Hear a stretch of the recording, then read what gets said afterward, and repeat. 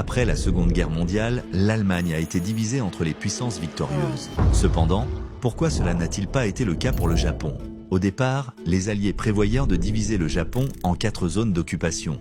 L'Union soviétique devait contrôler le nord, le Royaume-Uni le sud, la Chine une autre partie, tandis que la majeure partie du territoire serait sous administration américaine. Toutefois, à la fin de la guerre, le président américain Harry Truman refusa catégoriquement d'impliquer l'Union soviétique dans l'occupation du Japon. Cette décision ne rencontra pas une opposition significative car les États-Unis possédaient l'arme nucléaire, ce qui leur conférait un pouvoir de négociation supérieur. Quant à la Chine, elle n'était pas intéressée par une participation à l'occupation, préférant se concentrer sur la récupération de l'île de Formose, aujourd'hui Taïwan, et de la Mandchourie, qui constituaient ses priorités stratégiques. De son côté, le Royaume-Uni, épuisé économiquement et militairement après la guerre, devait gérer le démantèlement de son empire colonial. Il n'était donc pas en mesure de prendre part à l'administration du Japon. En conséquence, à partir de 1945, le Japon est resté sous le contrôle exclusif des États-Unis jusqu'en 1952, sans être divisé comme l'Allemagne.